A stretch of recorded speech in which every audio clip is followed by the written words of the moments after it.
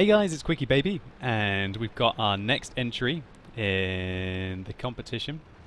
This is one of the runners-up, Markbickerton, and I must say, Mark, you played quite a game here in your VK, and I think you're going to showcase to everyone just how much of a beast tank this is. But let's be honest, this is a pretty sick matchup for the VK3601. There's no artillery, there's 3 tier 6 tanks, and there's a hell of a lot of tier 4 tanks that Markbickerton is against here.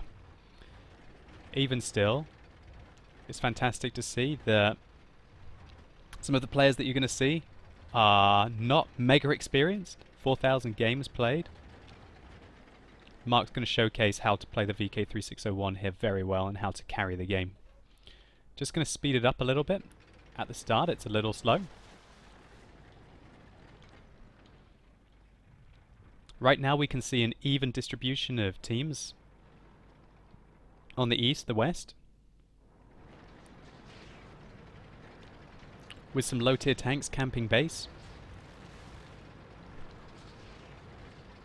Mark's decided that he wants to advance down the town. Taking quite a passive role for a VK in such a nice matchup, to have spent nearly the first 2 minutes of the game just biding his time.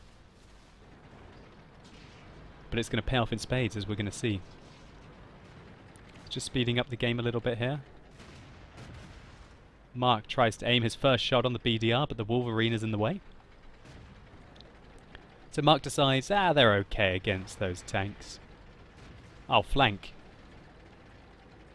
It's very clear, based on his movements, that's what he wants to do. He wants to flank that VK3601. And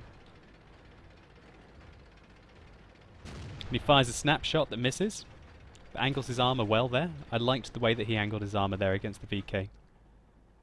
Really shows you the difference between somebody driving a VK like Mark and the VK on the enemy team there. So here we can see Mark taking shots at the AMX-40, which he was able to penetrate. That duck tank really does not do very well against tier 6 tanks.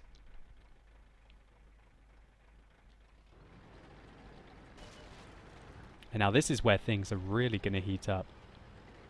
Mark's team spots a Matilda and a Hetzer, and so Mark goes out to start to put pressure shots on.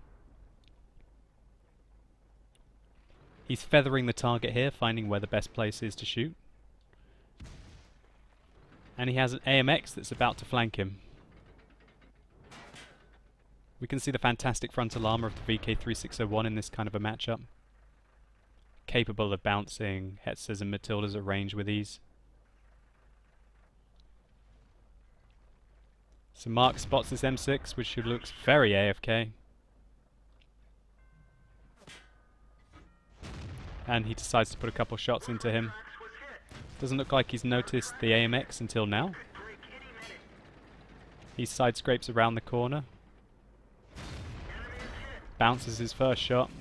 That duck armor's fairly troll, but the duck gives him his side, which he bounces again. That shows you just how troll the AMX-40 is. But he shoots the driver's hatch there, taking the tank out effectively. And he's bouncing shells like a boss right now. In this kind of a matchup, the VK3601's armor is amazing. And he takes out the Hetzer. Right now, as he's marauding the enemy's base, you can see that they've completely lost the west flank. Again, he spots the AFK M6.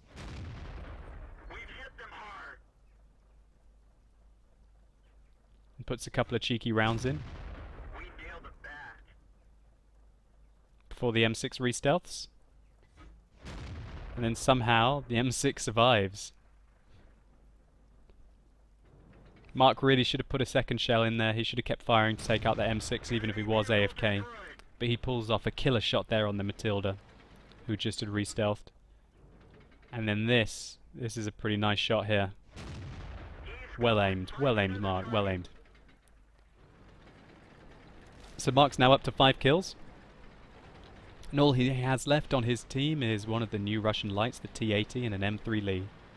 And it looks like that T80 is about to have a very bad day against that Electo. And the Hellcat snipes him. Now the Hellcat's on Top Gun now. The enemy Hellcat's on Top Gun. That Hellcat must be thinking, "Ah, this has been good game for me. Everything is good in my life." Not so fast, Hellcat.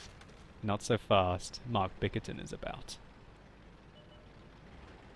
So, Mark makes a couple of spots. Misses his first shot there on the Electo. And he spots a Wolverine. Mark is using the 88, which has 220 average damage and 132 penetration. Mark blind fires the Wolverine there, like a total boss. And Mark misses the Electo there. Which now means that he's got a 1v5. So the Hellcat's now on 7 kills and just blasts through Mark's armor. This is a very brave position to be going into, but he needs to do it. If the enemies start to cap behind those bushes, he needs to get down into the cap to interrupt, otherwise that's it really. Really, in this kind of a situation, knowing that the M6 is AFK in base, Mark really needs to only worry about the Hellcat and worry about taking flanking shots. He gets a clutch shot over there on the Electo, but Mark was a bit gung-ho there in my opinion, and he let the Hellcat shoot him once in the side. And the Hellcat bounces again. I don't like the fact that Mark is not focusing that Hellcat, but he's still playing it like a boss anyway. Touch and go now, touch and go. That Hellcat's on 7 kills and Mark's on 9. And he does some nice side scraping there. And the Hellcat donks his shot and loses the game. Now, as we know, the M6 was AFK in base. So, fair enough, it was an AFK Kolobanov's medal. But still, getting 5 kills is getting 5 kills alone at the end of the game. Mark very sneakily plays the game coy here, knowing the M6 is AFK. He sits in base, waits until the cap timer is just up the top, and then already having secured a Kolobanov's and a Pools medal, gets the 11th kill with 100% cap. That is cheeky. That is very cheeky. So let's take a look at some post-game stats. So here are the post-game stats for Markbickerton. What a game he has. Without premium on paper, it looks like he's got 3,573 experience, but as we can clearly see over here, 2,000 of that experience was because of an event. One of those medals was having an event and he got 2,000 bonus experience from that, which I guess we can see here. Yep, there's the event, 2,000 bonus experience. But still, getting 1,573 non-premium experiences is very healthy. So Mark picked up a Kolobanov's medal. That's one of the holy grail medals in World of Tanks, one of the hardest ones to get. So massive respect for Mark for picking up the Kolobanov's. A Pools medal, a Steel Wall, Top Gun, Invader, Defender and Sniper. Literally, massive hero. In his VK3601 here, Mark really showed you what this tank can do if it gets a good matchup. And Mark played the game really well. He most of the time kept his frontal armor to the enemy tanks and kept dishing out the damage, and at the end, with a little bit of luck that he didn't get taken out by that Hellcat, he still absolutely punished them.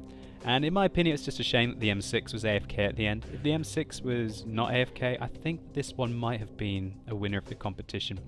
But a little bit sour, maybe, because the M6 was AFK.